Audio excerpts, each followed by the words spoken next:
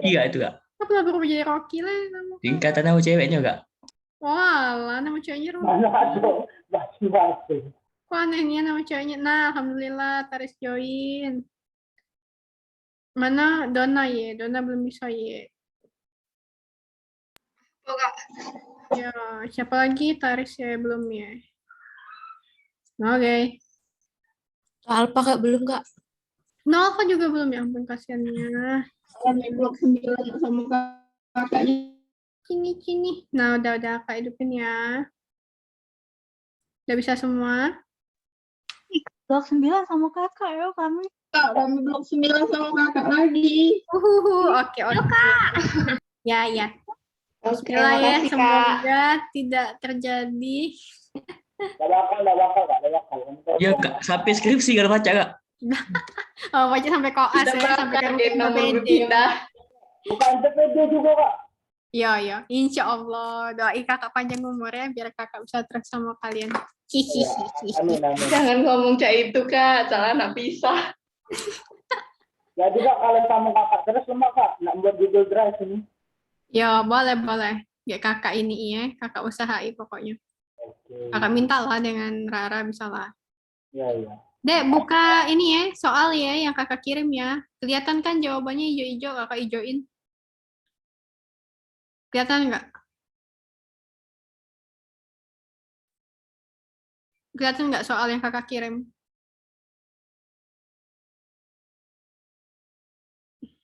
Udah pada buka? Udah kak. Kelihatan nggak jawabannya?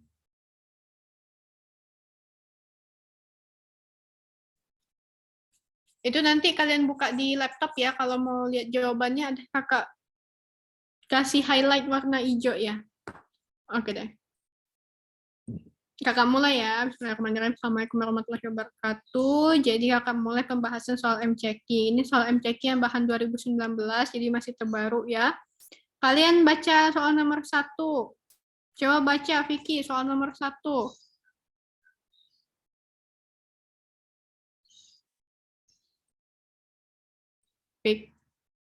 Oke, kakak B.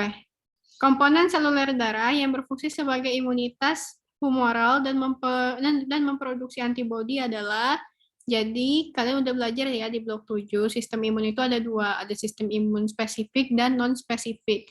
Sistem imun yang spesifik itu ada 2, yaitu sel T dan sel B. Sel limfosit ya, sel limfosit T dan sel limfosit B. Sementara sistem imun non-spesifik itu adalah sistem imun selain sel limfosit. Sel apa aja? Sel monosit, neutrofil, eosinofil, basofil, dan juga makrofag dengan sel dendritik. Nah, yang dimaksud dengan sistem imun humoral itu contohnya adalah sel limfosit B. Sementara yang lainnya itu termasuk ke dalam sistem imun seluler gitu ya. Jadi sistem imun humoral itu terdiri atas limfosit B, di mana limfosit B ini dia menghasilkan imunoglobulin kayak gitu. Dan sistem imun seluler itu adalah sistem imun selain sel limfosit B.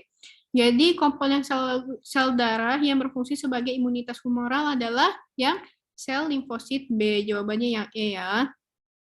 Kemudian nomor 2, proses tubuh dalam mengatasi anemia dapat berupa, ini yang tadi, yang sistem imun tadi ya, ada 2 ya.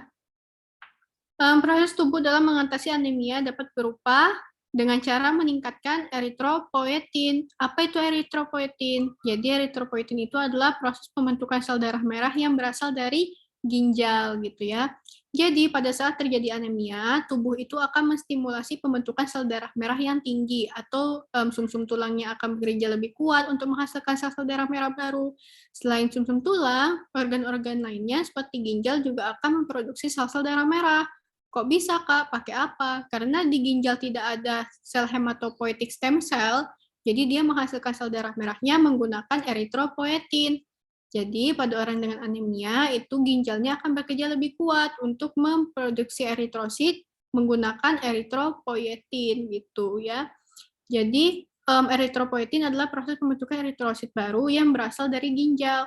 Semakin banyak eritrosit yang hilang, maka pembentukan eritrosit akan semakin meningkat.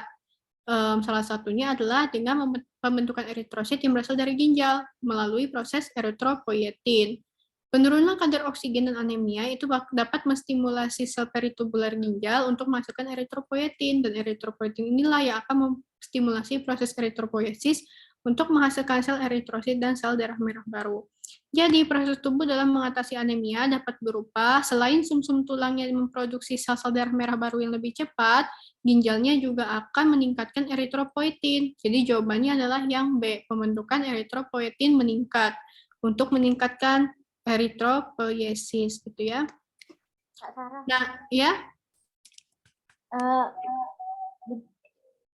apa mana kan nyoba jawab. Nah itu mana mikirnya pembentukan eritropoietin meningkat sama pelepasan retikulosit Kak.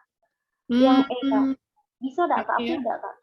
Proses tubuh dalam mengatasi anemia dapat berupa pembentukan eritropoietin meningkat, pelepasan retikulosit ke daerah perifer cepat. Iya ya, ada 2 ya seharusnya ya. Proses tubuh dalam mengatasi anemia adalah, tapi kalau menurut kakak sih ya, yang lebih tepat itu adalah peningkatan proses eritropoietin. Jadi pembentukan eritropoietinnya meningkat gitu. Supaya eritropoiesis atau pembentukan sel darah merahnya juga meningkat gitu. Oke Kak. Kalau menurut kakak, soalnya pelepasan retikulosit ke darah perifer, bisa juga sih sebenarnya ya. Tapi kalau menurut kakak sih jawabannya lebih ke yang B. Karena dampak dari anemia itu kan si eritrosit matur di dalam pembuluh darah kan berkurang. Otomatis sumsum tulang sama ginjal itu akan memproduksi sel-sel darah merah baru lebih cepat. Salah satunya adalah meningkatkan eritropoietin yang berfungsi untuk eritropoiesis gitu. Eritropoiesis itu adalah proses maturasi dan pembentukan sel darah merah.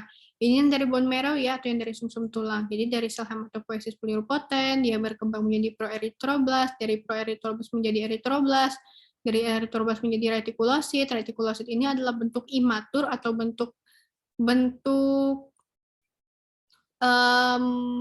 muda dari eritrosit gitu ya. Nanti si retikulositnya akan berkembang dan akan maturasi menjadi eritrosit, yaitu sel darah merah yang bentuknya sudah matur gitu. Nah, terus nomor 3, prinsip dalam Islam bagi donor darah adalah ini ya. Jadi dari firman tersebut, maka mendonorkan organ tubuh untuk ditransplantasi itu boleh, tapi perlu diperhatikan organ yang didonorkan itu bukan organ vital dan juga bukan organ yang apabila organ tersebut diambil maka akan menyebabkan penyakit bagi orang yang mendonorkannya gitu. Jadi jawabannya yang D, nyawa donor tidak boleh terancam akibat pengambilan organ transplantasi. Nah, terus nomor 4, sumber dari suatu substansi kimia sering juga disebut dengan perkusor. Nah, perkusor dari pembentukan porfirin dan hem adalah, jadi sintesis porfirin dan hem itu berasal dari succinyl-CoA plus glisin.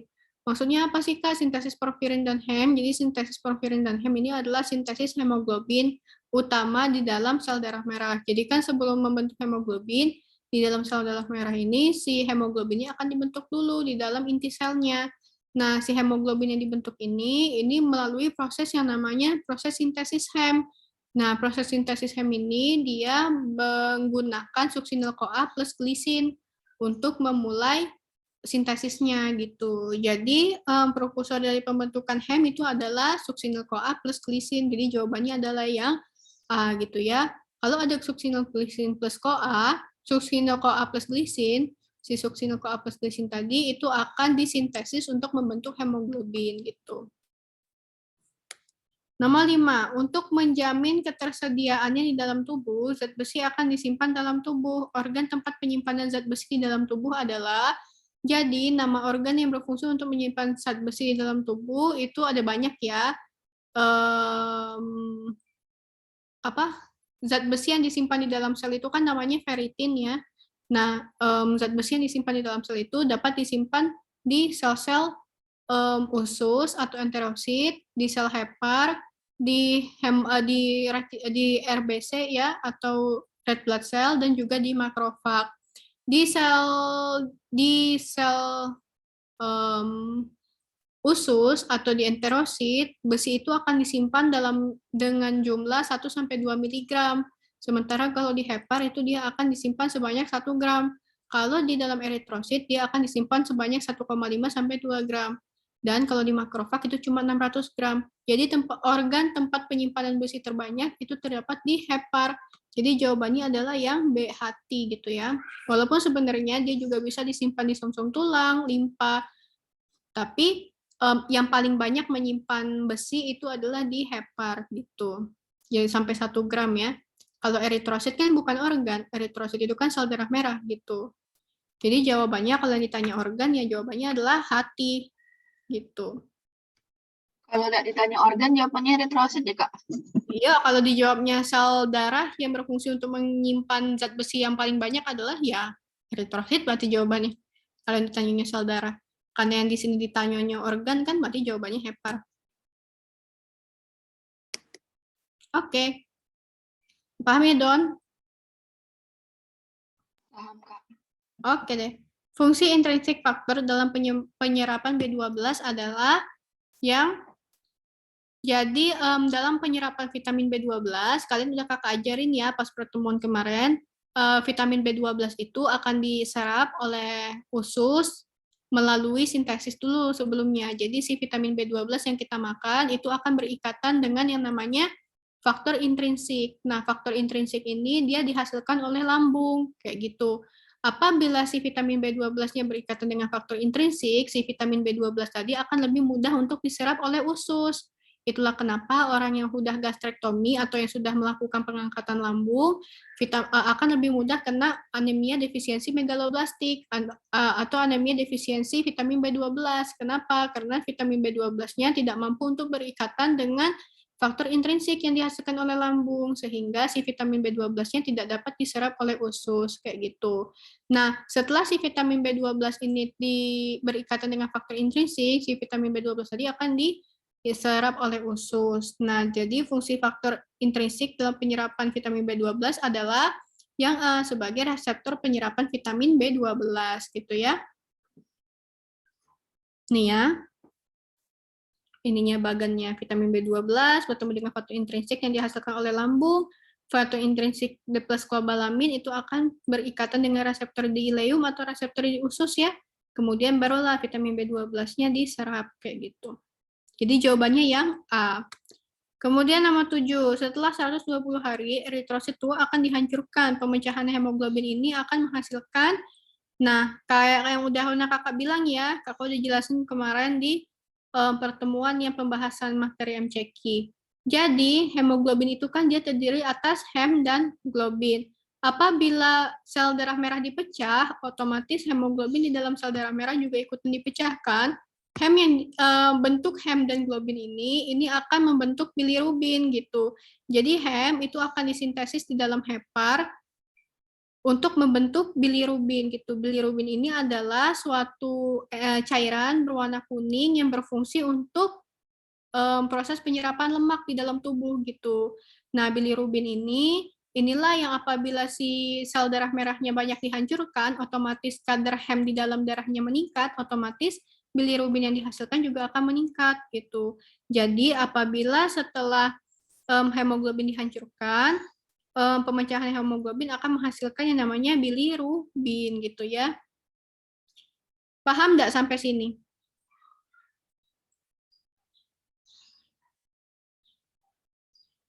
Ada yang nggak ngerti?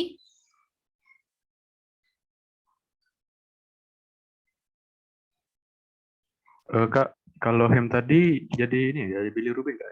Iya, benar. Hem itu akan disintesis di dalam hepar dan limpa untuk membentuk bilirubin gitu. Sebenarnya sebelum masuk ke hepar, si hem ini akan masuk terlebih dahulu ke limpa. Karena kan sel darah merah itu kan banyak dibuang di limpa ya, atau di spleen pada saat dibuang gitu kan. Nah, si hem tadi bakal diubah oleh limpa menjadi bilirubin. Namanya adalah bilirubin indirect. Nah, setelah dia jadi bilirubin indirect di dalam limpa atau di dalam spleen, dia kemudian akan masuk ke dalam hepar dalam bentuk, dan di hepar itu akan disintesis menjadi bilirubin direct kayak gitu. Barulah dia masuk ke dalam kantong empedu, dan barulah dia masuk ke dalam usus kayak gitu. Makanya semakin banyak sel darah merah yang dipecah, maka semakin banyak kan hemoglobin yang dipecah. Semakin banyak hemoglobin yang dipecah, kadar hem di dalam tubuh meningkat, otomatis hem yang meningkat itu akan diubah menjadi bilirubin yang banyak kayak gitu. Makanya dengan pemecahan hemoglobin, hemoglobin itu akan menghasilkan bilirubin gitu. Ini kan Paham? hem bae, globinnya kemana Kak? Globinnya kan bentuk protein, dia bakal masuk lagi ke hemnya itu tidak berperan penting dalam pembentukan bilirubin gitu. Yang berperan penting itu adalah yang hem. Karena hem inilah yang akan membentuk warna kuning nantinya. Gitu. Globinnya itu kalau nggak salah dia bakal dipakai untuk sintesis protein, bukan dipakai untuk pembentukan bilirubin gitu. Jadi cuman hem yang dipakai untuk pembentukan bilirubin. Kak, Hmm? bilirubin tuh untuk yang itu kan Kak, yang menyebab ke air kencing gitu Ya, kuning, Kak. benar. Yang menyebabkan air kencing kita berwarna kuning dan menyebabkan feses kita berwarna coklat. Ya, kuning kecoklatan gitu.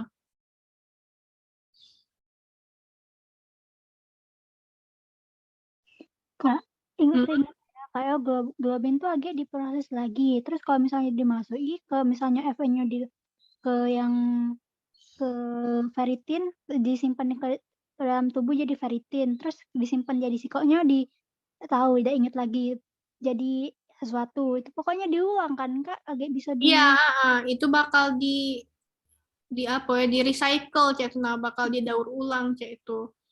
Kan di dalam hemoglobin itu kan ada hem, ada globin, ada besi kan. Nah, besinya tadi itu akan disimpan di dalam organ, disimpan di dalam sel dalam bentuk ferritin, dan disimpan di dalam plasma dalam bentuk transferin. Sementara hemnya akan masuk ke dalam limpa dan akan diubah menjadi bilirubin. Si globinnya itu bakal dipakai untuk sintesis protein gitu. Oke, makasih Kak. Ya, paham ya? Hah? Karena nanya, Hmm? hem tuh apa Kak? Berbentuk apa dia? Apa?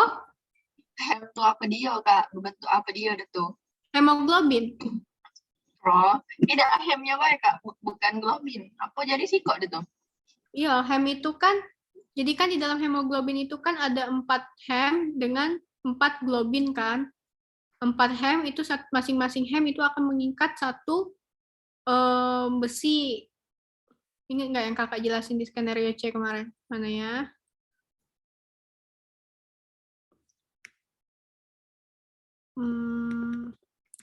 Nih, hem ini nah hem. Jadi kan di dalam hemoglobin itu ada 4 hem, 4 kelompok hem, dan 4 rantai globin. 2 rantai globin alfa dan 2 rantai globin beta. Satu hem itu mengikat satu besi mengikat satu oksigen gitu. Inilah struktur hemoglobin. Oke, Kak. Ya. Paham?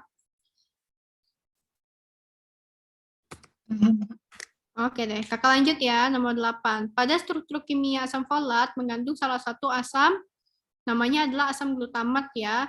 Jadi di dalam asam folat atau folic acid itu ada yang namanya glutamat. Jadi glutamat ini merupakan struktur kimia asam folat, asam amino yang terdapat pada asam folat gitu ya. Ini dihafal sih sebenarnya ya. Nah, terus nomor 9, pada penyakit autoimun, eritrosit dapat mengalami lisis karena adanya reaksi, oh ya, ini jenis-jenis asam amino ya.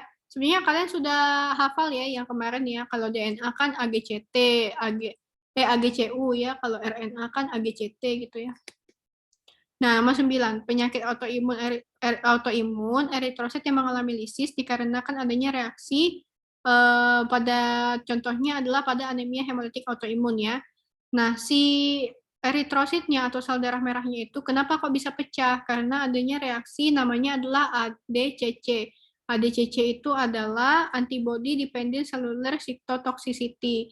Jadi penghancuran sel darah merah dapat terjadi baik dengan lisis langsung maupun aktivasi membran attack kompleks.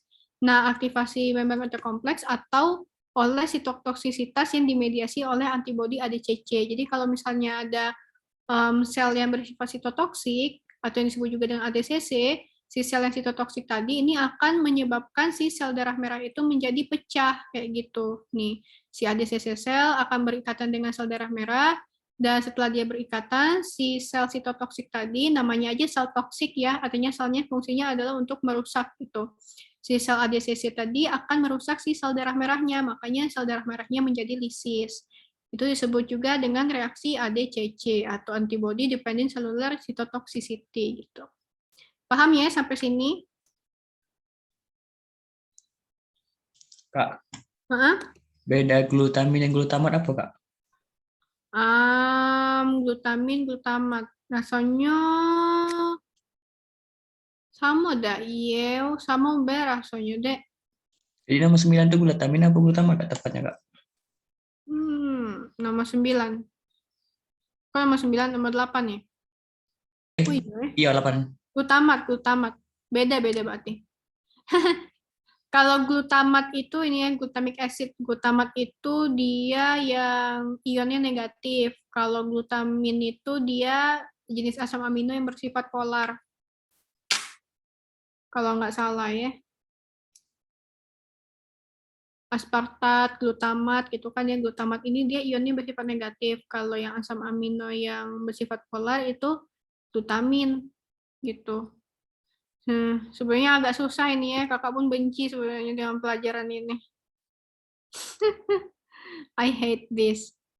Kakak nggak ngerti soalnya, nggak terlalu paham sih tentang asam amino non-polar, asam amino polar gitu-gitu ya.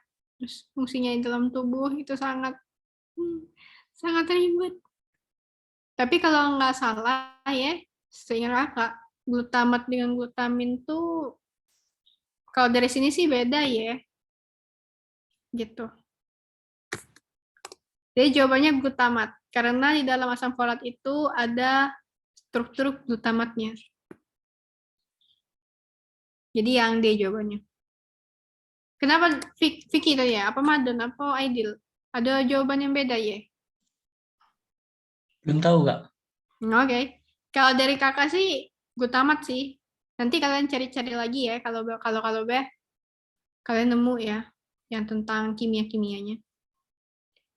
Oke, akan lanjut nomor 10 ya. Sel awal pluripoten atau sel awal lainnya tidak dapat diidentifikasi pada sediaan akusan sumsum tulang. Dengan cara pengenalan morfologisnya, sel pertama yang bisa diidentifikasi dari rangkaian granulosit dengan ari-ari sel berdiameter 2 cm.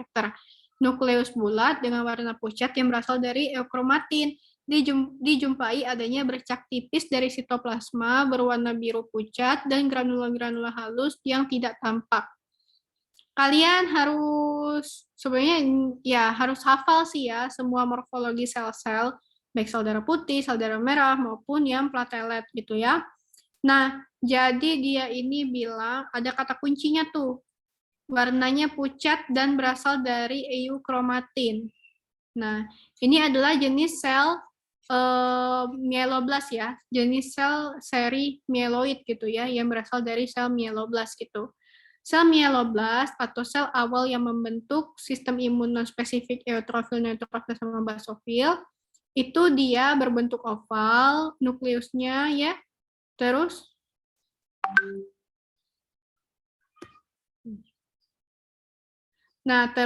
dia itu warna kromatinnya adalah eukromatin. Eukromatin itu adalah warna kromatinnya berwarna sama dengan warna nukleusnya gitu ya. Nah, dengan warna sitoplasmanya berwarna biru dan granulanya tidak ada atau beberapa granul primer gitu. Nah, sementara promielosit itu bentuk nukleusnya sama, masih bulat atau oval, tapi bentuk kromatinnya sudah mulai berubah. Bentuk kromatinnya jadi lebih kasar dari mieloblast. Kalau mielosit, bentuk kromatinnya lebih kasar lagi dari promielosit. Kalau metamielosit, kita lihat dari bentuk kromatinnya. Bentuk kromatinnya menggumpal atau mengkelompok. Kalau neutrofil batang, itu bentuk neokromatinnya sudah kasar dan menggumpal gitu ya.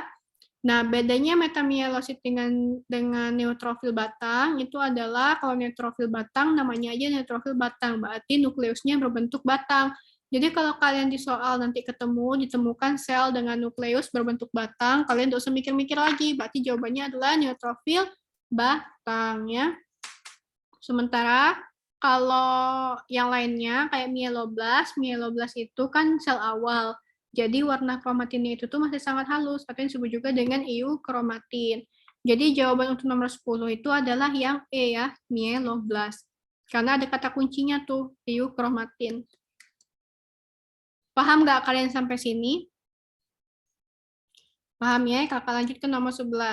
Organ limfoid yang mengalami atrofi dan regresi pada saat kita dewasa adalah, kakak sudah pernah bilang, kalau ada kata-kata kayak gini di soal, organ satu-satunya organ yang menghasilkan antibodi ya, menghasilkan sel limfosit yang dari kecil dia akan berubah menjadi semakin lama semakin kecil gitu ya. Jadi pas dia masih kecil atau pas dia baru lahir itu timus itu dia berukuran sangat besar.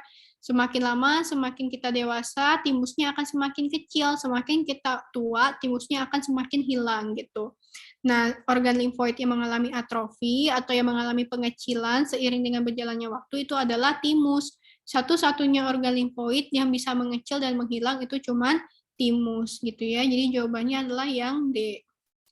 Nomor 12, fungsi secara tidak langsung vitamin B12 dalam pembentukan sel darah merah adalah fungsi vitamin B12 itu adalah untuk membentuk sel darah merah. Kakak sudah pernah bilang ya di pertemuan kemarin bahwa vitamin B12 itu salah satu fungsinya adalah untuk sintesis DNA dan membentuk sel darah merah. Itulah kenapa defisiensi vitamin B12 dapat menyebabkan terjadinya anemia gitu ya. Nah, kok bisa dia vitamin B12 dapat membentuk sel darah merah?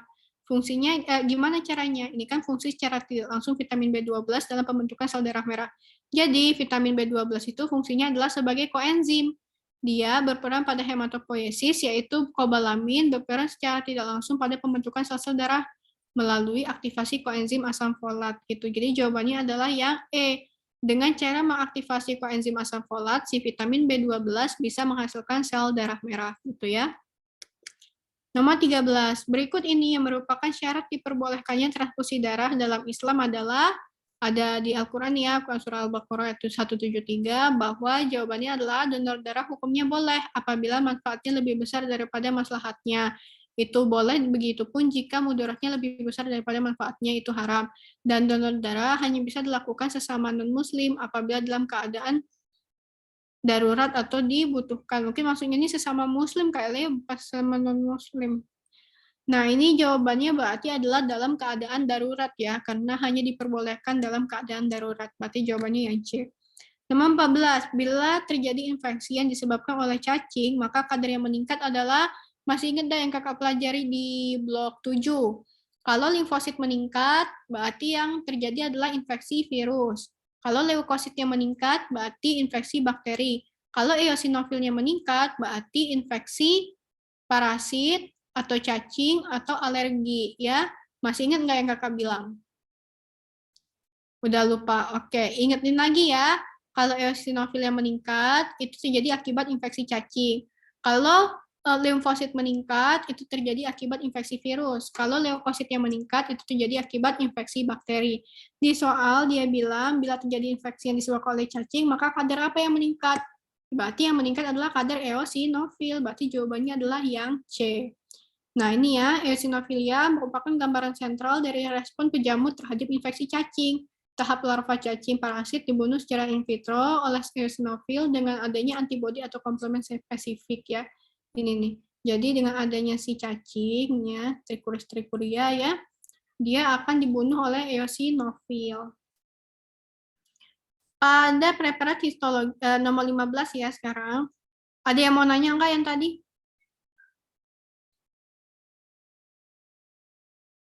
Kalau mau nanya langsung potong aja ya. Kak, Hah? yang kronis-kronis apa Kak? Lupa deh Kak. Yang apa? Yang kronis, yang akut.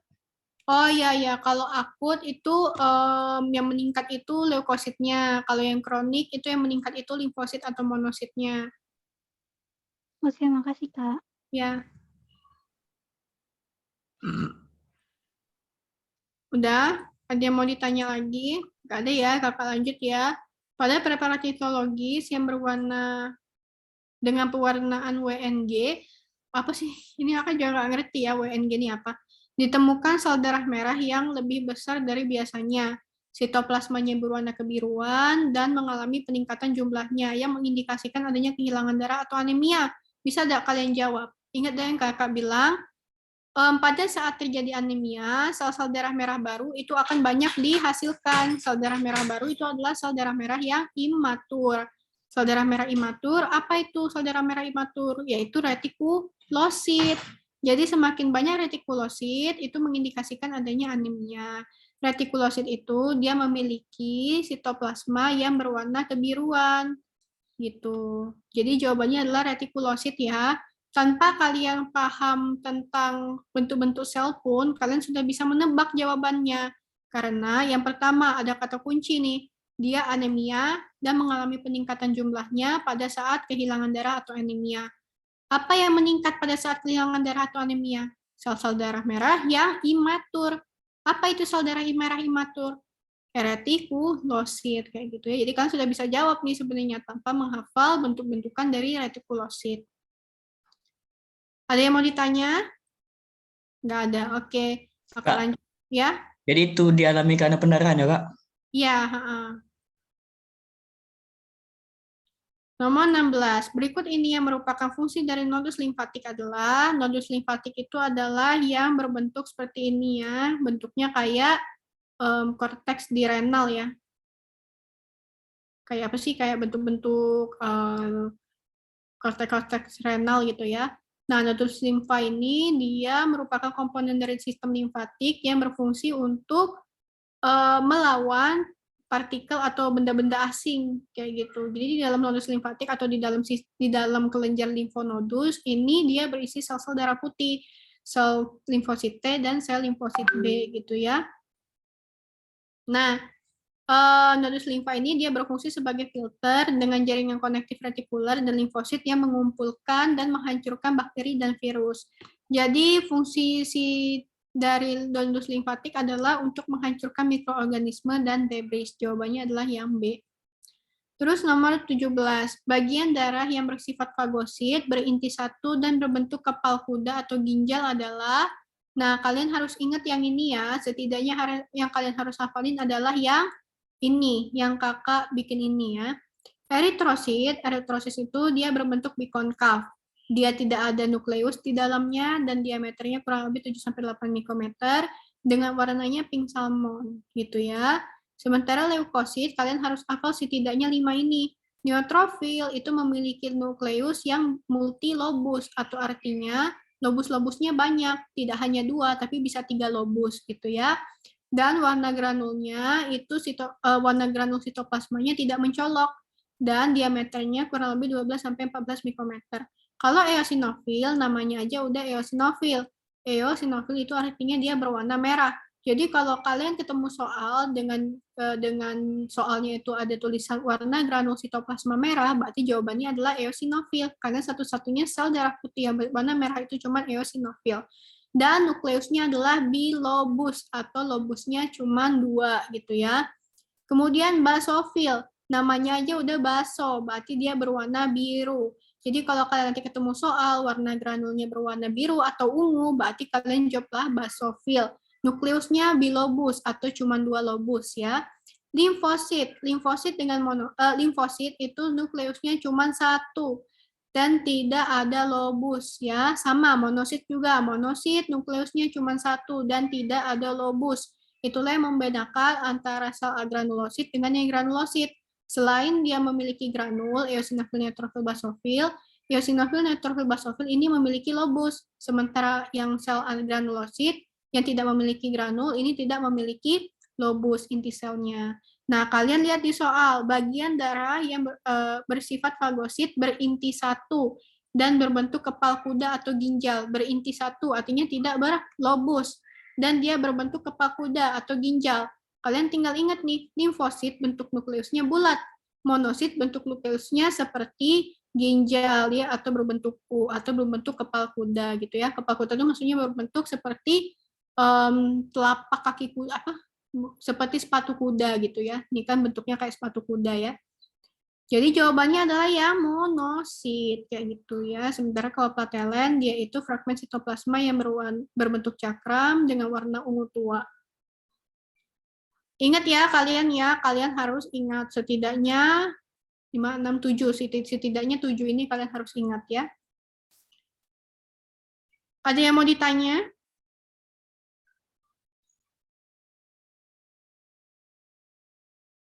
Nggak ada. Oke. Nomor 18. Hukum dasar penggunaan darah yang keluar dari tubuh dalam Islam adalah walaupun darah hukumnya najis, tapi kalau misalnya kita butuh itu hukumnya tetap halal ya. Bahwa kegiatan donor darah hukumnya boleh dan tidak bertentangan dengan Al-Qur'an ini. Jadi jawabannya adalah yang A. Nomor 19, katabolisme hemoglobin dapat terjadi akibat lisisnya eritrosit. Penghancuran eritrosit tersebut terjadi pada organ. Kakak sudah pernah bilang ya, jadi ini adalah proses pembentukan bilirubin. Jadi si RBC yang sudah tua ini akan dipecah menjadi ya hemoglobinnya itu akan dipecah menjadi hemoglobin ya. Nah, si sel darah merah yang sudah tua tadi itu kan akan difagosit oleh makrofag. Nah, di dalam makrofag sel darah merah tadi itu akan dipecah atau akan dimakan ya. Nah, sel darah merah yang dimakan itu si hemoglobin di dalam sel darah merahnya juga ikutan akan pecah.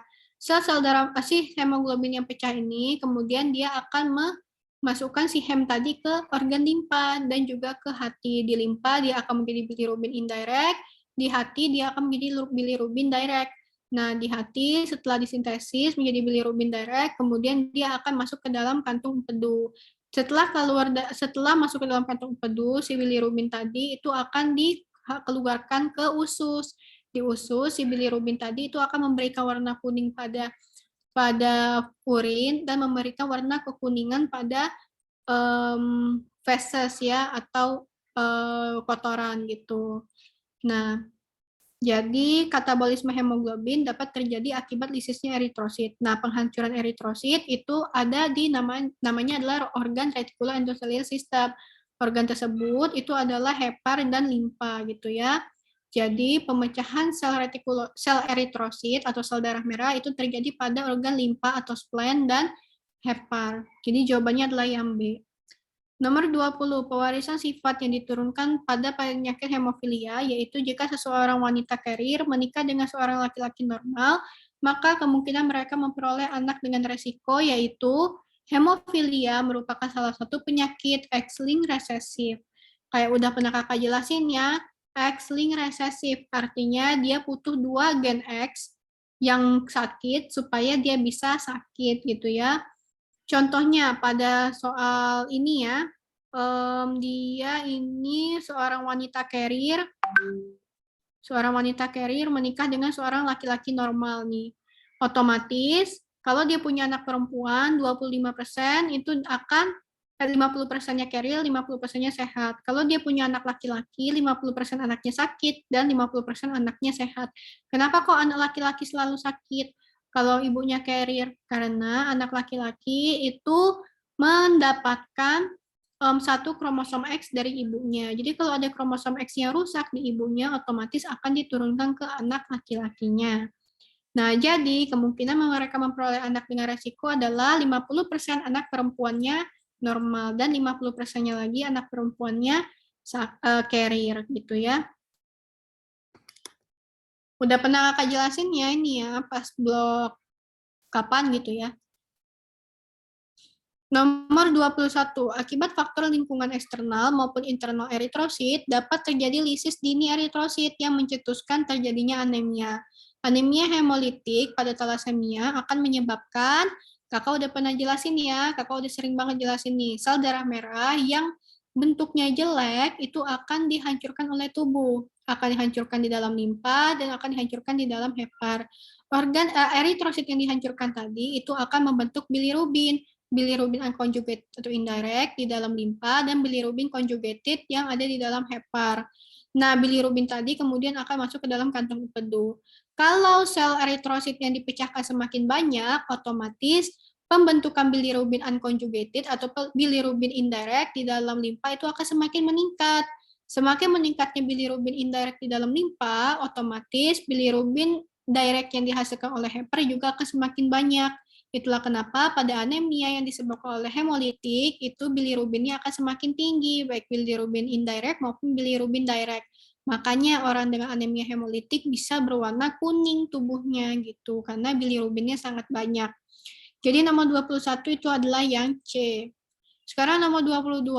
Hemoglobin sel sabit atau HbS terjadi karena hemoglobin sel sabit atau yang disebut juga dengan hemoglobin sickle cell, kakak sudah jelasin ya kemarin ya, terjadi akibat adanya perubahan asam amino ke-6 rantai protein globin beta dari asam glutamat menjadi valin. Nah, hemoglobin S itu mekanismenya hampir mirip dengan thalassemia beta gitu ya. Dia disebabkan oleh mutasi rantai beta di kromosom 11 gitu. Jadi kromosom 11 itu mengalami mutasi rantai beta gitu. Dan ini biasanya terjadi pada thalassemia beta dan juga penyakit sel sabit atau sickle cell anemia ya.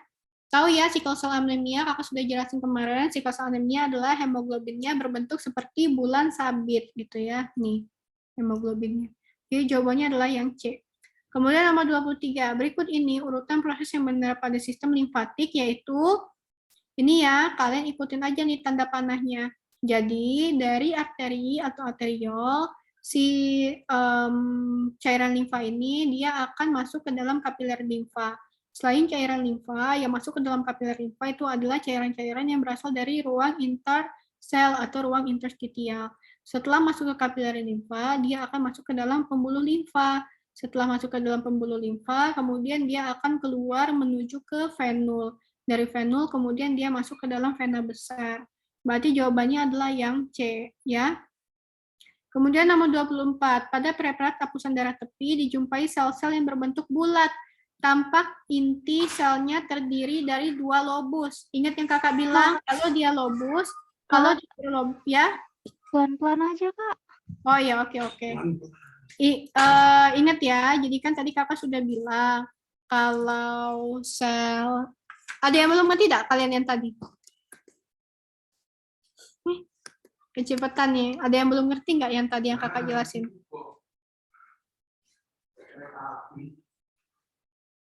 Halo? Lanjut aja, Kak. Oke, lanjut ya. Nomor 24 ya sekarang ya. Kakak tadi sudah jelasin ya yang granulosit sama agranulosit. Kalian ingat sel-sel granulosit yaitu sel neutrofil, eosinofil, dan basofil itu adalah sel-sel yang memiliki lobus intinya. Nah, di sini kalian kelihatan soalnya ya. Tampak inti sel terdiri atas 2 lobus. Berarti kalian langsung mikir lah, oh ini kalau nggak sel eosinofil, neutrofil, basofil nih. Dengan sitoplasmanya mengandung granul yang bersifat penyerapan warna eosin. Namanya aja udah eosin atau warnanya merah. Berarti jawabannya adalah eosinofil gitu. Ada yang mau ditanya Kak sejauh ini?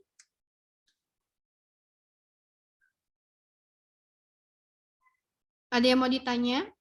Mau nanya Kak, Ya? Kak, mau nanya Kak, untuk faktor resiko talasemia itu apa ya Kak, menurut Kakak?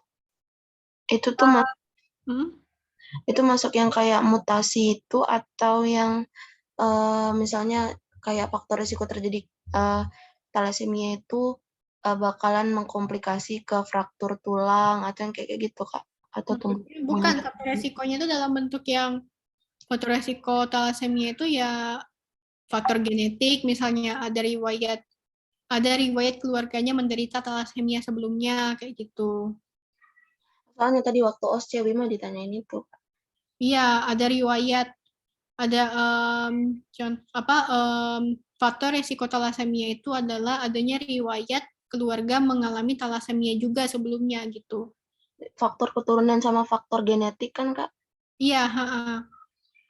Nah terus itu Kak, tadi tuh Wima ngejelasin di penyebab talasemia itu dia tuh terjadinya mutasi pada gen kan, semakin banyak gen yang bermutasi maka semakin parah talasem. Itu tuh gen pada sel penyusunnya itu kromosom 11 sama 16 kan Kak? Iya, tergantung talasemianya jenis apa ya. Kalau jenis talasemia beta itu kromosom 11 ya kalau nggak salah ya. Talasemia alfa kromosom 16. 16. Kasih ya Kak. Iya, Ada lagi yang mau tanya?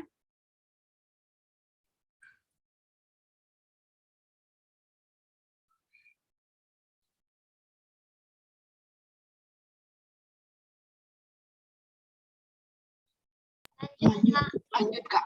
Bentar, Kak. Ya? Yang menyerap warna eosin tuh warna merah gitu, Kak? Iya, benar. Udah Kak, nggak apa-apa. Lanjut aja. Oke deh, siap. Ada lagi nggak yang mau nanya, yang masih bingung? Yang ini udah hafal belum? Kak, neutrofil kan multilobus Kak, bukan 2 Kak. Iya, Maksudnya tapi kan dia 4. berlobus. Jadi yang contohnya tuh eosinofil sama basofil. Yang Di mana? antara nomor ini, nomor Oh 24. iya, benar-benar. Kalau kalian langsung nggak sampai situ, pinter. Ya, bagus, bagus. Bagus Kak. ya. Oke.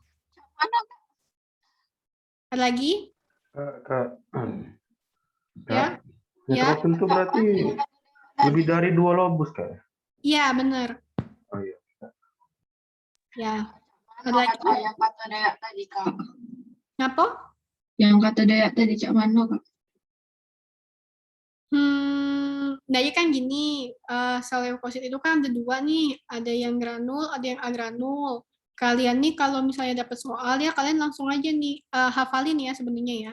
Kalau leukosit yang granul atau yang bergranul ini ya, yang ada titik-titiknya, itu ada 3, ada neutrofil, eosinofil, dan basofil.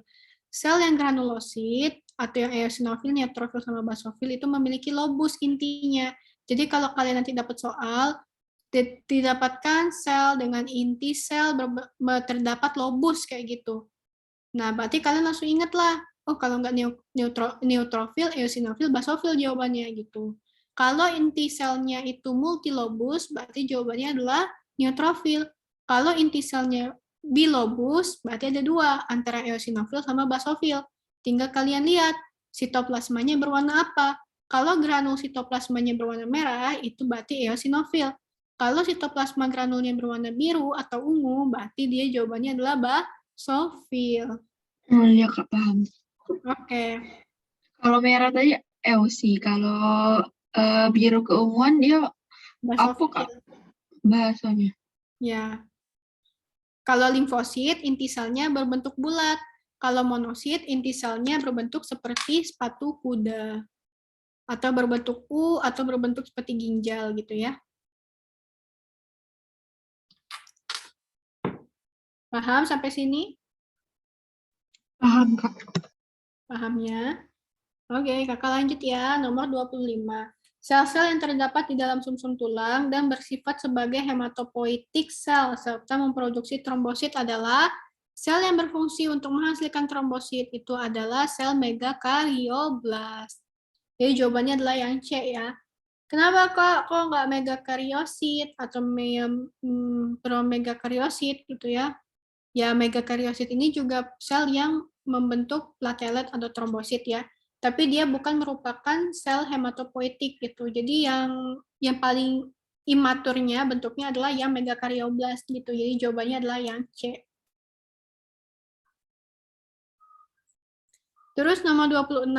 Yang dimaksud sebagai sel-sel polimorfonuklear leukosit adalah gabungan dari sel-sel. Ingat ya kata-katanya polimorfonuklear, artinya poli itu kan lebih dari 1, nukleusnya. Nuklear itu nukleus, artinya polimorfonuklear, nukleusnya lebih dari 1. Ingat yang kakak bilang, yang nukleusnya berlobus-lobus itu adalah sel eosinofil, neutrofil, dan basofil. Jadi jawabannya adalah yang E. Ingat ya, jadi kalian nggak perlu lagi susah-susah ngafal. Udah ingat? Kalau yang mononuklear atau selnya cuma 1, itu ada 2. Tadi limfosit sama monosit. Kalau monosit, nukleusnya berbentuk bulat. Kalau limfosit, limfosit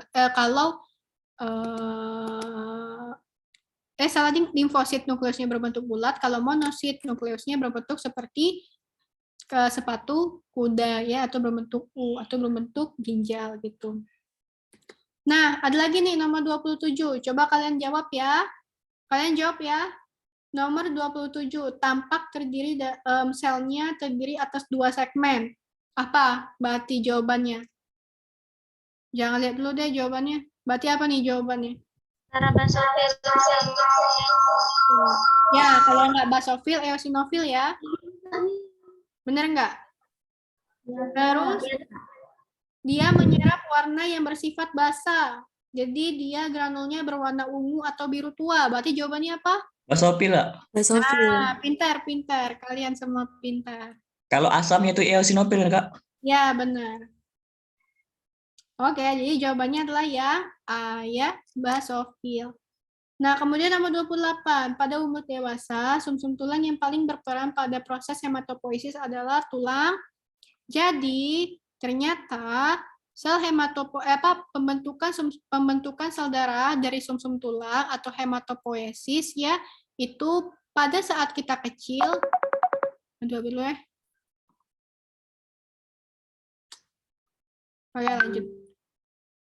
Nah, jadi pada saat kita masih Gak apa-apa kalau dengan dulu Kak. jangan, gak usah, gak penting. Jadi, Cie Kak Sarah. Ya Kak, angkat dulu dah Kak. Angkat dulu Kak. Kami di alas Kak. Butuh Jawab kamu. Kak, kami ngerti Kak. Kami tutup kuping kami Kak. Kami support Kak. jangan. Gak apa-apa, gak penting. Nggak ngebaca. Angkat gue dulu Kak, siapa tahu Penting lah Kak. Penting pasti Kak, Nggak kalau usah. sampai nonton Butuh Kak. kabar Kak. Ya Allah. Nak kasih kabar gak lu? Lagi lah Kak, dapat tuh. Gak usah deh, gak usah. Kakak gak usah. Gak penting. Kakak dari pagi Bu tadi Kak, mungkin dia nak ngabarin Kak. Iya Kak, Jangan. khawatir Kak dia Kak, apa Kakak belum makan. Apa Kak, angkat Gimana, dulu. sumpah. Enggak lah. Enggak, ya Allah. Ya, itu lanjut. Pokoknya habis ngajar lagi ya. Makanya kita cepet selesainya. Ayo, cepat. Parah sih Kakak itu lah. Semangat. Kabari dulu Cepat deh, Kak. selesai. Kabar tuh walaupun dikit itu penting Kak. Setuju dengan Vicky Kak. Ya. Oke. Kakak kabarin lewat HP ya. Dah, kakak kabarin. Kita lanjut dulu ya. Jadi sel-sel darah itu dihasilkan oleh sumsum tulang. Nah, kalau pada saat kita kecil, sumsum tulang yang banyak menghasilkan sel-sel darah itu adalah sumsum tulang yang berasal dari tulang panjang. Contohnya adalah femur dengan tibia. Semakin kita bertambah usia, semakin kita dewasa, sel-sel darah itu banyak dihasilkan oleh sumsum tulang yang berasal dari tulang pipi sama tulang pendek. Contohnya adalah pelvis yang paling banyak ya sama vertebra. Ini untuk yang dewasa ya. Jadi jawabannya adalah yang D ya, vertebra. Vertebra dengan pelvis ini merupakan tulang yang banyak menghasilkan sel-sel darah merah pada saat kita sudah dewasa. Ini ya yang berwarna pink ya. Yang warnanya kuning sama hijau ini yang pas kita masih kecil. Kalau yang biru ini banyak, tapi nggak sebanyak vertebra dengan pelvis menghasilkan sel-sel darahnya gitu. Paham ya? Oke deh, sekarang nomor 29. Sel hematopoietik terbagi menjadi beberapa bagian, yaitu jadi sel hematopoietik itu dibagi menjadi 3 bagian, yaitu sel hematopoietik yang garis mieloid. Garis mieloid itu dia menghasilkan sel-sel imun ya, basofil, eosinofil, neutrofil, monosit, mast cell, trombosit, terus garis limfoid yang menghasilkan sel limfosit T sama limfosit B, dan garis eritrosit yang menghasilkan eritrosit gitu. Jadi ada 3 ya, ada 3 garis ya pada sel hematopoietik ya. Dari 2 menjadi 3. 2 itu dia common mieloid sama limfoid. Kemudian barulah dia menjadi garis mieloid, garis eritrosit, sama garis limfoid. Jadi jawabannya adalah yang C. Terus nomor 30. Berikut ini pernyataan yang benar untuk thalassemia adalah thalassemia terjadi akibat, kalian harus bisa jawab ini. Jawabannya apa? B Kak. Ya, B karena udah Kak jawab. Pinter sekali. Kak mau nanya Kak, Ya? kan kalau pada proses hematopoiesis pada tulang tuh kan bukannya tulang yang panjang Kak ya? Iya, pada anak-anak. Semakin Oh. dewasa, Pada anak-anak. iya, ternyata. Kakak juga baru baca kemarin. Oh, ternyata pada anak-anak doang yang pada tulang panjang. Itulah kenapa leukemia akut biasanya nyeri tulang anak-anaknya. Karena memang pada saat anak-anak, si sel-sel darah itu banyak dihasilkan di tulang panjang kayak gitu. Jadi kalau udah gede tulang pendek. Udah gede ke vertebra sama pelvis. Oh. Ya. Ya. Ternyata ya. Saya juga baru ini. Nomor 30, kakak sudah jelasin ya di pertemuan kemarin. Thalassemia terjadi akibat adanya mutasi di gen globin pada kromosom 11 dan 16. Kromosom 11 untuk thalassemia beta, kromosom 16 untuk thalassemia alpha. Nomor 31, Ansori anak laki-laki umurnya 6 tahun, dibawa ibunya ke IGD dengan keluhan utama perdarahan yang terus-menerus. Ingat ya, dia perdarahan terus-menerus. Terjadi setelah anak tersebut disunat. Nah, perdarahan terus-menerus terjadi setelah disunat. Ingat nggak yang kakak bilang, penyakit apa yang menyebabkan seseorang kalau berdarah, darahnya tidak bisa berhenti? Penyakitnya adalah hemofilia, gitu ya. Jadi hemofilia itu merupakan suatu penyakit gangguan pembekuan darah akibat kekurangan faktor 7 atau faktor 9. Kalau kekurangan faktor 7, orang akan terkena hemofilia A. Kalau kekurangan faktor 9, hemofilianya hemofilia tipe B. Nah, jadi pada saat mengalami perdarahan, darahnya itu sulit untuk berhenti gitu ya. Jadi untuk manifestasi kliniknya, jadi misalnya dia perdarahan pada hidung atau mimisan, nah perdarahan di hidungnya itu sulit banget berhenti gitu. Kalau misalnya dia main sepeda, jatuh, luka, nah lukanya itu sulit banget berhenti berdarahnya gitu. Itu merupakan tanda-tanda dari hemofilia. Nah, kalian lihat di soalnya, pernah terjadi sebelumnya saat gigi ansor patah. Terus juga dia bilang bahwa ayah dan sepupu laki-lakinya juga kena kayak gini. Nah, hemofilia itu merupakan salah satu penyakit gangguan darah yang disebabkan oleh faktor keturunan atau genetik gitu ya. Jadi jawabannya adalah yang D. Kak, kenapa kok nggak idiopatik trombositopenia purpura gitu ya? Kenapa kok nggak ITP? Kenapa hemofilia? Yang pertama, ITP tidak diturunkan ya. Jadi kalau ada kata-kata ayah dan sepupu laki-lakinya memiliki keluhan yang sama atau keluarganya memiliki keluhan yang sama, berarti ada faktor genetik. ITP tidak disebabkan oleh faktor genetik. Yang disebabkan oleh faktor genetik itu adalah hemofilia gitu. ITP penyakit apa, Kak? Itu trombositopenia, jadi trombositnya sangat kurang di dalam tubuhnya. Idiopatik trombositopenia purpura. Yang kemarin kakak jelasin di pertemuan kemarin. Iya, Kak. Oke, nanti dibaca lagi ya, Wim. OC, Kak. Oke. Nah, terus nomor 32. Untuk terjadinya sintesis hemoglobin dibutuhkan serangkaian enzim. Apa sih enzim? Dibutuhkan serangkaian enzim kali ya maksudnya tuh ya. Untuk terjadinya sintesis hemoglobin dibutuhkan serangkaian enzim. Penyakit akibat kekurangan gen, salah satu enzim dalam sintesis hemoglobin disebut dengan porfiria ya. Jadi porfiria itu adalah ketidakseimbangan enzim pembentuk hem akibat peningkatan pembentukan senyawa kimia porfirin. Gitu. Jadi kan tadi kakak sudah jelasin ya, hemoglobin itu kan dia bisa dibentuk melalui sintesis. Sintesisnya berasal dari succinyl-CoA plus glisin. Succinyl-CoA plus glisin ini akan kemudian menghasilkan hemoglobin. Kalau pada proses pembentukan hemoglobinnya ini, si sintesis-sintesisnya ini tidak berjalan, maka si glisin plus succinyl-CoA ini sama saja tidak bisa menghasilkan hemoglobin gitu. Apa yang bisa menyebabkan gangguan pada sintesis hemoglobin? Adanya porfiria gitu. Jadi porfiria itu adalah enzim-enzim yang berfungsi untuk membentuk hemoglobin tidak seimbang sehingga tidak dapat membentuk hemoglobin gitu. Jadi jawabannya adalah yang C ya. Nomor 33, banyak fraksi hemoglobin yang disintesis sesuai dengan umur kehidupan. Hemoglobin yang banyak diteruskan selama dalam kandungan. Yang banyak diteruskan selama dalam kandungan dan pada bayi serta nilai normal untuk orang dewasa adalah 1%. Oh, ini maksudnya adalah hemoglobin yang banyak pada bayi tapi nggak banyak pada orang dewasa ya.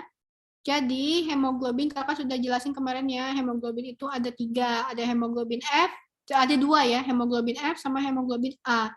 Hemoglobin F namanya aja F fetus ya, berarti adalah hemoglobin yang banyak didapatkan pada fetus atau janin.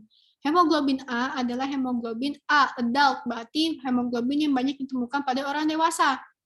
Jawab soalnya adalah ini hemoglobin yang banyak ditemukan selama di dalam kandungan. Berarti hemoglobin yang banyak ditemukan pada fetus atau bayi. Jawabannya adalah HbF ya atau Hb fetus. Jawabannya adalah yang E.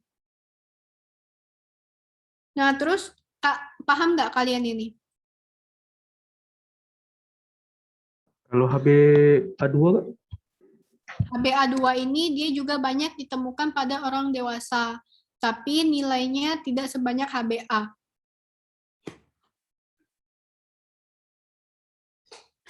Jadi jumlah HbA2 itu tidak sebanyak HbA di dalam tubuh, di dalam hemoglobin orang dewasa gitu. Kak, Hah? ini di kasus tuh anak apa dewasa, Kak? Anak, kan fetus dia nanya. Yang Kakak bikin ini yang film dewasanya, Kak? Enggak, ini untuk, oh iya sih. Oh iya, maaf kalau ada ya. Oh, itu fetus ya, Kak? Ya, kalau di fetus kan paling banyak HbF. Oke, Kak. Ya. Benar nggak sih? Hemoglobin yang banyak ditemukan selama dalam kandungan. Ya kan, bener kan? HbF.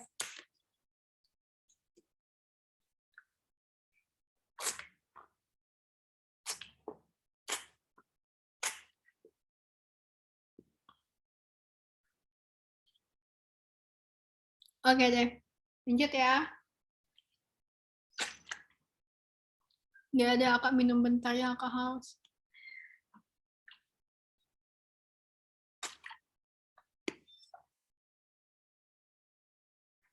Nah, terus nomor 34.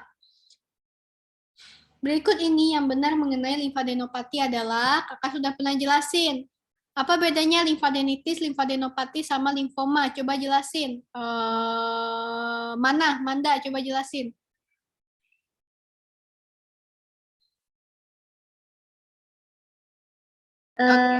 Ya. Kalau limfadenitis tuh dia tuh biasanya karena infeksi, jadinya kulitnya tuh ada yang warna kemerahan, terus juga permukaannya tuh tidak kasar, terus juga ada rasa nyeri. Ya. Kalau limfoma tuh kayaknya lebih ke arah keganasan, Kak. Jadi dia tuh benjolannya tuh agak sulit digerakin, sama ada kayak tonjolan-tonjolan tuh kayak kasar gitu loh, Kak. Ya, benar. Terus ada rasa nyeri, terus juga warna kulitnya tidak ada kemerahan karena ada infeksi. Ya, terus kalau limfadenopati? Kalau limfadenopati itu pembesaran limfa. Dia sulit. Ya, benar. Benar ya. Jadi limfadenitis itu adalah pembesaran kelenjar limfu yang disebabkan oleh infeksi, sehingga akan timbul tanda-tanda infeksi. Apa tanda-tanda infeksi? Bengkak, merah, panas, nyeri. Ya, jadi pas ditekan dia nyeri, terus ada fluktuatif ya, karena yang kita tekan itu adalah pus atau nanah ya di dalamnya. Terus warnanya merah, pas kita pegang hangat, itu berarti limfadenitis.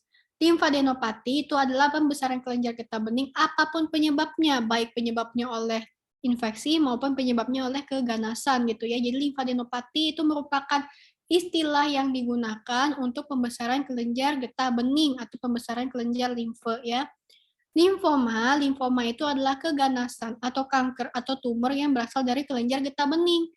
Nah, biasanya pada saat kita tekan itu permukaannya berdungkul-dungkul ya, terus immobile atau tidak bisa digerakkan, dan konsistensinya keras kayak gitu. Terus tidak ada tanda-tanda radang karena dia isinya adalah sel-sel keganasan, bukan sel radang gitu ya. Jadi nomor 34, berikut ini yang benar mengenai limfadenopati adalah, limfadenopati itu adalah istilah pembesaran kelenjar getah bening, apapun penyebabnya gitu. Sekarang nomor 35, berikut ini yang merupakan urutan pematangan sel eritrosit adalah, pematangan sel eritrosit itu berawal dari pluripotent hematopoietic stem cell. Kalian lihatlah di situ, yang jawaban pertamanya pluripotent stem cell itu adalah jawaban kalau enggak A, C ya. Nah, kemudian dari pluripotent stem cell, dia akan menjadi totipotent stem cell. Dua-duanya menjadi totipotent stem cell ya, A sama C ya. Terus setelah totipotent stem cell, dia akan menjadi sel pro ya awalnya ya. Bisa proerythroblast, bisa juga istilahnya tuh prorubrisit gitu ya. Atau prorubrisit itu sama aja dengan erythroblast gitu, proerythroblast. Setelah jadi proerythroblast atau prorubrisit, dia menjadi erythroblast atau rubrisit. Setelah itu dia menjadi retikulosit, lalu dia menjadi eritrosit. Jawabannya berarti adalah yang C ya, pluripotent stem cell menjadi totipotent stem cell, kemudian menjadi rubriblast ya. Rubriblast ini merupakan sel blast yang imatur, menjadi prorubrisit, prorubrisit menjadi rubisit, rubisit menjadi metarubisit, kemudian menjadi retikulosit, lalu menjadi eritrosit yang matur gitu ya. Jadi jawabannya adalah yang C. Terus nomor 36, yang ditemukan pada pasien polisitemia vera adalah apa yang ditemukan pada polisitemia vera? Polisitemia vera itu ada dua ya, ada polisitemia absolut sama polisitemia vera yang relatif. Kalau yang relatif itu sel-sel darah merahnya banyak, tapi volume plasmanya berkurang di dalam pembuluh darah. Kalau polisitemia absolut itu sel-sel darah merahnya naik, tapi volume plasmanya normal gitu. Jadi polisitemia vera relatif itu si sel-sel darah merahnya kelihatan banyak karena jumlah cairan di dalam pembuluh darahnya sedikit. Sementara kalau polisitemia absolut itu adalah sel-sel darah merah di dalam pembuluh darahnya banyak, disertai dengan sel plasma atau sel cairan di dalam pembuluh darahnya juga normal gitu. Nah, jadi untuk polisitemia relatif itu adalah polisitemia vera yang mana sel darah merahnya terlihat seolah-olah meningkat padahal tidak. Kenapa bisa terlihat seolah-olah meningkat? Karena cairan plasma yang ada di dalam pembuluh darahnya berkurang. Makanya seolah-olah sel darah merahnya terlihat seperti meningkat itu. Jadi jawabannya adalah ya sel darah merahnya normal tapi volume plasmanya menurun. Kalau polisitemia absolut, sel darah merahnya naik, tapi volume plasmanya normal gitu. Jadi jawabannya adalah yang E. Ada yang mau ditanya? Ada yang masih nggak ngerti? Kak Sarah, Ya? contoh polisitemia yang relatif nih dehidrasi bisa Kak ya? Bisa? Berarti kan? Iya Kak. Ya. Ada lagi yang mau tanya?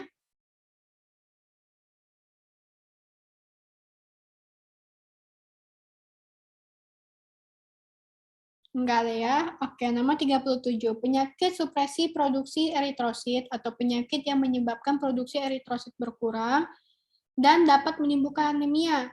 Tidak disertai neutropenia, trombositopenia. Hal ini merupakan penyakit karena dia tidak disertai dengan neutropenia dan trombositopenia, berarti anemia aplastik dihilangkan ya. Gangguan proliferasi juga bisa dihilangkan. Trombositopenia idiopatik juga bisa dihilangkan. Kenapa? Kan di soalnya udah bilang tidak ada trombositopenia, berarti jawabannya bukan trombositopenia. Kemudian aplasi sumsum tulang juga salah ya, berarti jawabannya adalah yang A, anemia hemolitik. Jadi anemia hemolitik itu adalah banyaknya sel darah merah yang dipecah gitu ya. Anemia hemolitik ada 3, udah kakak jelasin yang kemarin. Ada thalassemia, anemia hemolitik autoimun, sama anemia defisiensi G6PD. Thalassemia itu kita lihat dari HB elektroforesisnya. Adanya HBF yang banyak di dalam orang dewasa. Sementara kalau anemia hemolitik autoimun, komtesnya positif. Kalau anemia defisiensi G6PD, itu enzim G6PD-nya menurun di dalam tubuhnya.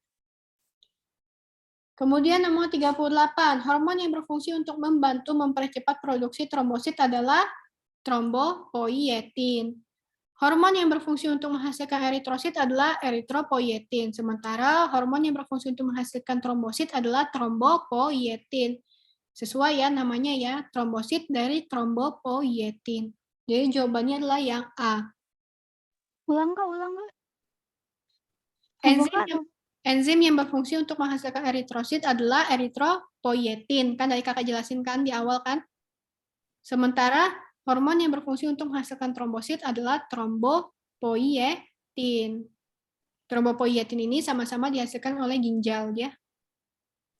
Eritropoietin kan dihasilkan oleh ginjal tadi kan? Untuk meningkatkan proses eritropoiesis, trombopoietin juga dihasilkan oleh ginjal untuk meningkatkan proses pembentukan trombosit. Gitu. Jadi misalnya enzim pembentuk trombosit itu adalah eritropoietin gitu Kak? Trombopoietin. Trombosit. Oh, jadi enzim eritrosit ya tuh. Oke. Enzim eritropoietin menghasilkan eritrosit. Oh. Iya. Ya. Enzim trombopoietin menghasilkan trombosit. Apa Kak? Enzim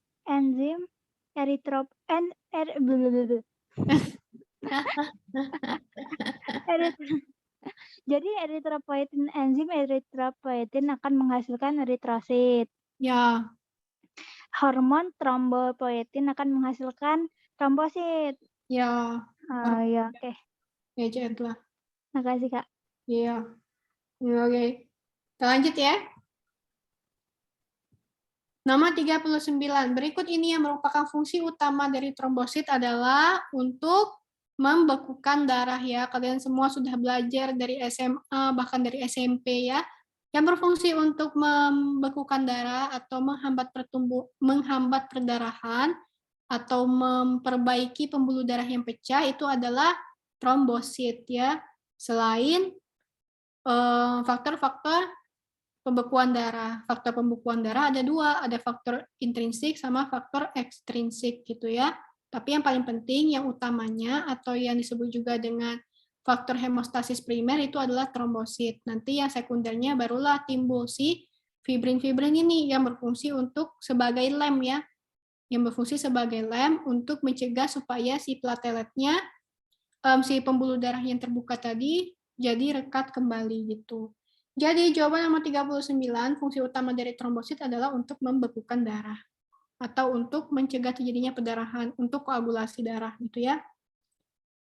Kemudian nomor 40, ductus lymphaticus dextra berfungsi sebagai muara saluran. Jadi, ductus lymphaticus itu ada dua, ada ductus lymphaticus dextra, ada tiga sih sebenarnya ya.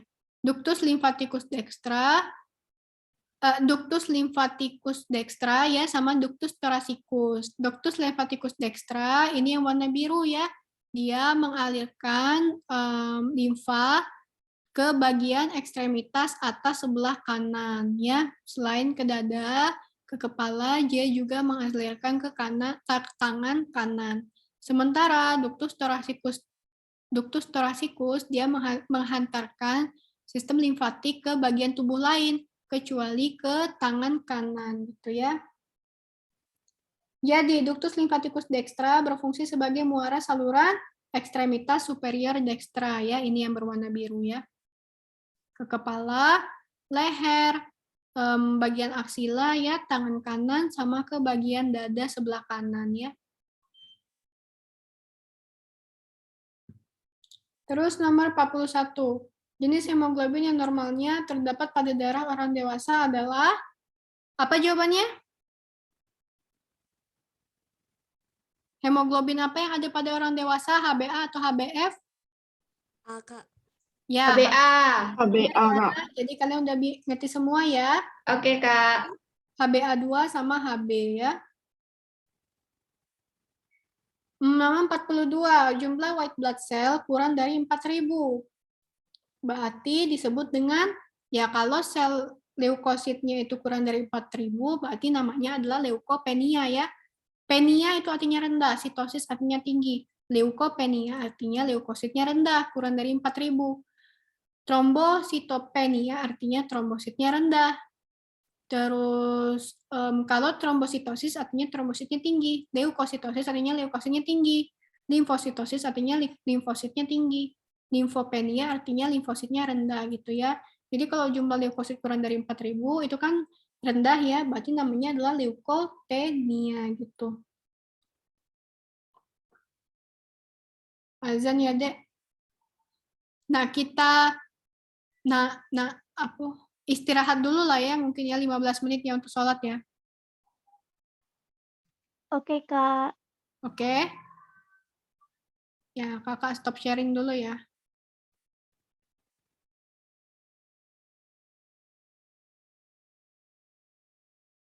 Udah, Kak. Oke, Dek. Ayu? Udah, Kak. Dona? Udah. Manah Manda udah belum? Udah, Kak. Aidil? Aman, Kak? Puri, Vicky, Sabita? Udah, Udah, Kak. Oke deh. Oke, Kakak mulai ya. Nomor 43, Kakak agak salah, yaitu jawabannya seharusnya yang D, bukan yang C ya. 43. 43 jawabannya seharusnya yang D ya, bukan yang C ya. Bentar ya.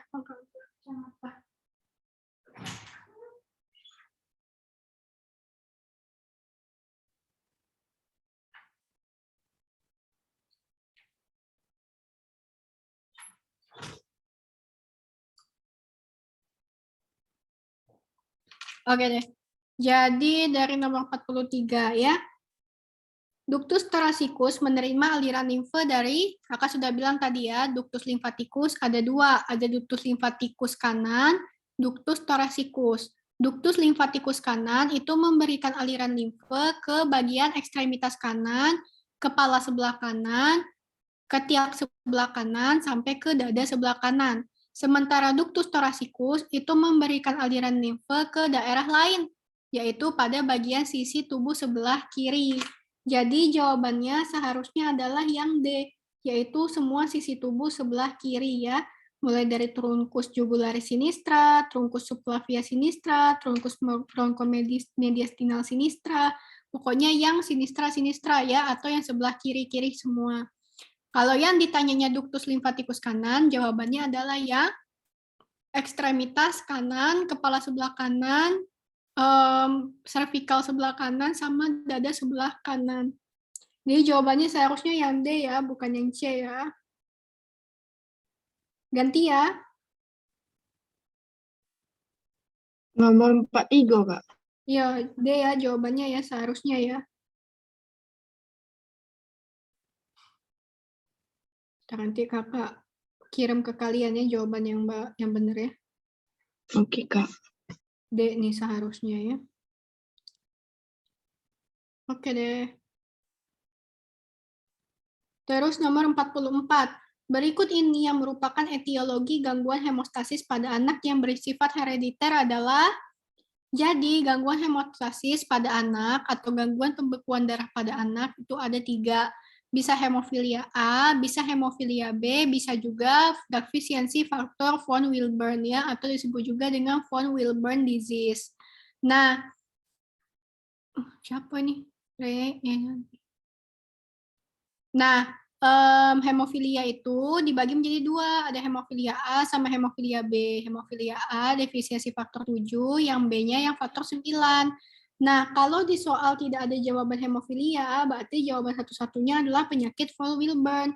Karena penyakit kelainan perdarahan itu ada 3, kalau nggak hemofilia A, hemofilia B, kalau nggak von Willebrand disease.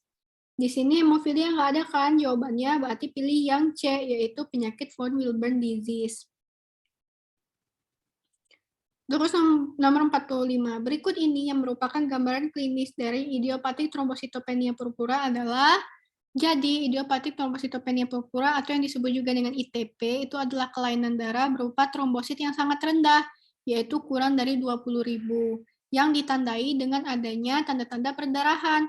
Kenapa kok bisa perdarahan, Kak? Karena darahnya sulit dihentikan, karena jumlah trombosit di dalam tubuhnya sangat rendah. Dan hampir 75%. Oh, bentar adek. Bentar adek, kakak pause dulu ya. Oke, Kak. Bentar ya, kakak bikin. Udah kok. Dokter.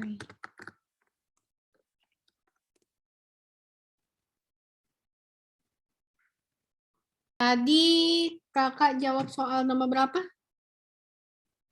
43 ya, 45 ya. Jadi kan dia bilang ini tanda-tanda dari trombositopenia, idiopatik trombositopenia purpura. Tanda-tandanya adalah adanya penurunan jumlah trombosit sampai kurang dari 20.000. Jadi jawabannya adalah yang B. Terdapat gambaran trombositopenia hingga 20.000 ya. Nomor 46.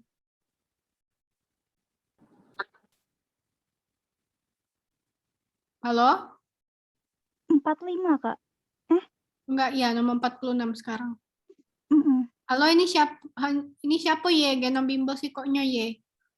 Ini Ray. Oh iya, Ray. Ini mana BO-nya ya? Oh, bentar ya, aku masuk ya, bentar ya. Aku stop. Wait a minute.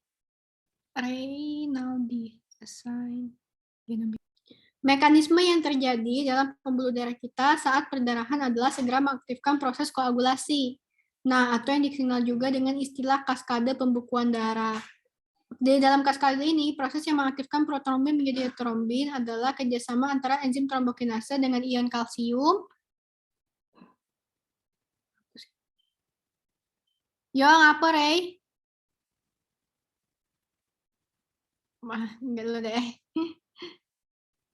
Ngapa, Rey?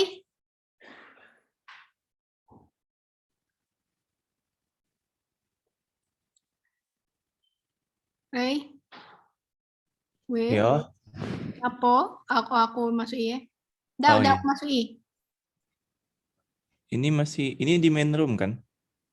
Aku udah tahu ya, aku udah ngerti cara masukinnya. Iya, Mbak. Ini nih lagi di main room, jadi harusnya sebelum mulai tadi buat BO dulu. Jadi Sarah juga masuk BO, ruang BO juga kan. Nah, berarti Sarahnya di main room. Aku di main room ya. Cara aku masuk ya, Rey ya? Assign. Lanjut tiba ya, masih lama ada itunya. Ah, Paling ini kalau mau keluar dulu buat baru lagi dari awal.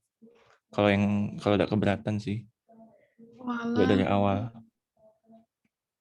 Aduh, buat lagi dari awal ya. Oke deh. Rey, coba buat ya. Gimana caranya? Kalau dari